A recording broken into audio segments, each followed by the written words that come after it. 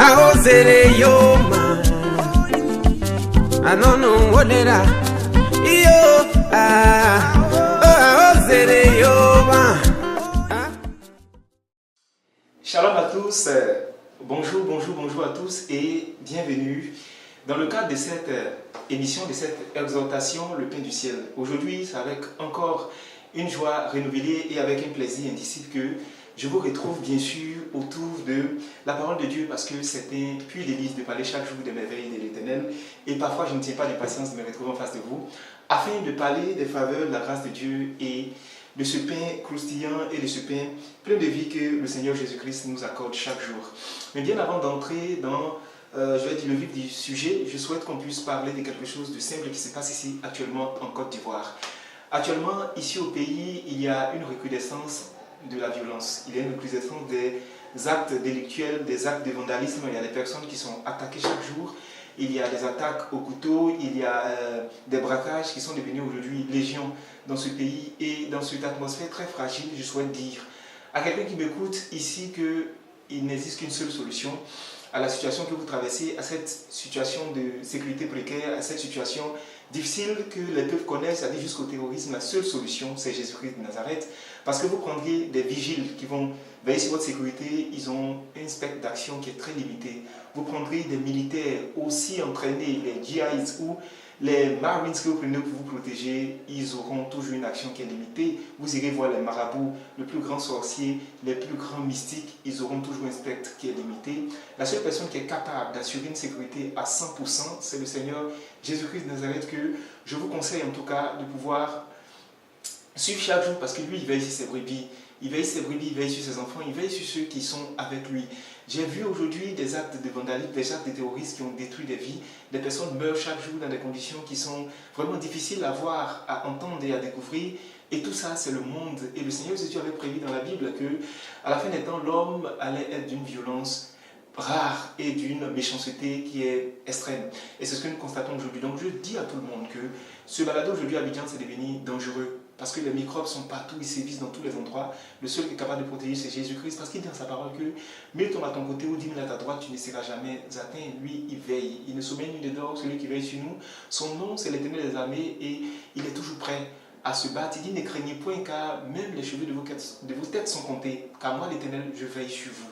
Je veille sur vous. Donc je souhaite dire à quelqu'un que le garant de la sécurité, c'est celui-là qui maîtrise nos sécurités sur le plan physique, sur le plan spirituel, dans le monde physique comme dans le monde spirituel et à tous les niveaux, dans tous les compartiments, c'est Jésus-Christ de Nazareth. La Bible déclare que c'est pourquoi Dieu l'a souverainement élevé et lui a donné le nom au-dessus de tout nom, afin qu'au nom puissant de Jésus-Christ, tout genou fléchisse dans les cieux, sur la terre, sous la terre et dans tous les autres compartiments, au nom puissant de Jésus-Christ de Nazareth, que tout genou fléchit. Donc c'est ce nom-là qui fait fléchir tout genou et il est capable de faire fléchir genou devant les bandits, devant les malfrats, devant les terroristes, devant n'importe quelle personne qui est décidée à vous nuire, il est capable de vous protéger et mon Dieu est vraiment le plus grand des protecteurs. C'est ce que je souhaite dire à tout le monde avant d'entrer dans le vif du sujet. Aujourd'hui, nous allons parler d'un sujet, d'un thème qui me plaît au plus haut point, il s'agit de l'obéissance. Car j'ai vu, Éternel, je vais dire frères, sœurs, j'ai vu les bienfaits de l'obéissance. L'obéissance fait du bien partout où elle est.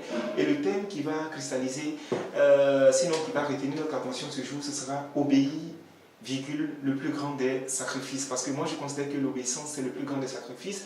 Et je suis dans la Bible, dans le livre de 1 Samuel 15, à partir du verset 11 que je vais lire. Ensuite, nous allons aller à partir du verset 16 jusqu'à 22. On va faire beaucoup de lectures aujourd'hui. Et je pense que ça va faire du bien à une personne qui m'écoute. Et je lis la parole de Dieu. 1 Samuel 15 à partir du verset 11. Et c'est l'Éternel qui parle. Je me répands d'avoir établi Saül pour roi, car il se détourne de moi et il n'observe point mes paroles. Samuel fut irrité et il cria à l'Éternel toute la nuit. À partir du verset 16 maintenant. Samuel dit à Saül, arrête et je te déclarerai ce que l'Éternel m'a dit cette nuit. Et Saül lui dit, parle. Samuel dit, lorsque tu étais petit à tes yeux, n'es-tu pas devenu le chef des tribus d'Israël, et l'Éternel ne t'a-t-il pas oint pour que tu sois le roi sur Israël? L'Éternel t'avait fait partir en disant, va, aidez-vous par interdit ces pécheurs, les Amalécites. Tu leur feras la guerre jusqu'à ce que tu les aies exterminés. Pourquoi n'as-tu pas écouté la voix de l'Éternel? Pourquoi t'es-tu jeté sur le butin? Et as-tu fait ce qui est mal aux yeux de l'Éternel? Saül répondit à Samuel, j'ai bien écouté la voix de l'Éternel et j'ai suivi le chemin par lequel m'envoyait l'Éternel. J'ai amené Agag, roi d'Amalek, et j'ai dévoué par interdit les Amalécites. Mais le peuple a pris sur le butin des brebis et des bœufs comme prémisse de ce qui devait être dévoué, afin de les sacrifier à l'Éternel, ton Dieu, à Gilgal. Samuel dit, l'Éternel trouve-t-il du plaisir dans les holocaustes et les sacrifices comme dans l'obéissance à la voix de l'Éternel? Voici, l'obéissance vaut mieux que les sacrifices, et l'observation de la parole vaut mieux que la graisse des béliers. Amen. Que la parole de l'Éternel soit bénie. La Bible, dans ce passage-ci, nous relate des faits qui sont inhérents à Saül et à Samuel. Nous savons tous que Saül a été suscité comme roi par la volonté du peuple d'Israël d'abord, et Dieu l'a choisi au milieu du peuple pour qu'il puisse occuper cette fonction de roi. Mais il va s'avérer qu'au fil du temps, Dieu va donner l'instruction à Saül en lui disant, va, aidez-vous par interdit le peuple d'Amalek et tous ses brebis et tout ce qu'ils auront, tous leurs animaux, parce que le Dieu que nous servons est un Dieu qui retient. Il a un livre des souvenirs où il écrit ce qu'il a décidé de faire. Il avait dit, lorsque Israël est sorti de l'Égypte, ils ont été lâchement attaqués par Amalek en plein désert, et l'Éternel a promis qu'il effacerait le souvenir d'Amalek de la surface de la terre, et il comptait sur Saül pour pouvoir accomplir sa volonté, car la volonté de Dieu sur terre s'accomplit très souvent par les hommes qui positionnent. Et à la grande surprise du prophète Samuel, il entend des bêlements, il entend des cris d'animaux, et il s'est dit, mais d'où peut bien venir ces cris? Et ces cris venaient du butin que Saül avait décidé, avec le peuple entier, de pouvoir garder à l'Éternel, un butin qu'il a pris au niveau de ce peuple d'Amalek qu'il a eu à combattre. J'ai souhaité en tout cas donner des paroles à une personne qui m'écoute, toi frère, toi sœur, toi enfant de Dieu, toi pasteur, toi prophète qui m'écoute. C'est vrai, je ne suis pas à ce niveau, je vais dire ecclésiastique, je ne suis qu'un simple chrétien, mais je pense que la parole de Dieu, Dieu peut la révéler à tout le monde, parce qu'il a dit qu'il a décidé de cacher les choses au grand et de révéler les mystères de sa parole à ses enfants. Et moi je considère que je suis son enfant, donc il faut que je parle de l'Éternel. Quelle que soit notre bonne volonté et la qualité de nos actions, tant que cette volonté et cette action ne croisent pas le plan de Dieu et n'obéit pas à ces décisions qu'il a établies, nous perdons notre temps. C'est la triste vérité, mais c'est réel. Et il faut que nous sachions qu'une idée, aussi bonne soit-elle, n'est pas forcément une idée divine. Dieu peut nous ordonner des choses qui sont idiotes, on va le dire comme ça, qui sont irréfléchies, qui marchent à contre-temps de ce qui est normal, de ce que la pensée humaine considère comme réglementaire, comme normal. Mais notre rôle à nous, c'est d'obéir.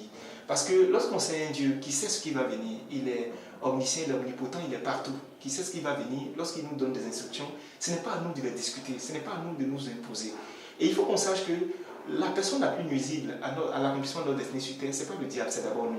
Parce que très souvent, il y a notre volonté qui lutte avec les décisions et la volonté de Dieu. Et l'obéissance, c'est quelque chose qui se fera aujourd'hui. C'est quelque chose qui se fera, donc j'ai souhaité que nous puissions en parler. Parce que quand on sait Dieu, on ne doit plus avoir de volonté. On doit chercher à accomplir entièrement la volonté de Dieu. Et il faut que nous sachions que Saül s'est dit il a dit, j'ai emprunté le chemin que tu m'avais indiqué. Il a commencé, mais pas terminé. Pour Dieu, le plus important, ce n'est pas de commencer, c'est la destination. C'est comment est-ce qu'on termine. C'est comment est-ce qu'on accomplit. Parce que Dieu, 99,99% d'accomplissement, ce n'est pas 100%. Tant que ce n'est pas 100%, c'est qu'il y a des obéissances. Et nous avons développé cette aptitude de ne pas respecter entièrement ce que Dieu dit. On commence bien, on essaie, on tente, et après, pour nous défendre, pour se saper le moral, on dit Dieu nous comprendra. Dieu ne nous comprendra pas. Dieu, il regarde que les résultats. Il regarde à quelle dimension d'obéissance est-ce que nous avons réagi. Et je souhaite dire à quelqu'un qu'aujourd'hui, comme Saül, certains ont eu de bonnes intentions, mais n'ont pas voulu respecter la volonté de Dieu, n'ont pas voulu obéir à ce que Dieu demandait. Dieu peut te demander des choses qui paraissent, irréfléchies, mais ton rôle, c'est de pouvoir faire quoi? C'est de pouvoir les appliquer, c'est de pouvoir les respecter. Parce que c'est en respectant, on montre toute la confiance que nous avons en ce Dieu. Certains sont convaincus qu'ils pourront attirer l'attention de Dieu par leur sacrifice, par l'effort. Non.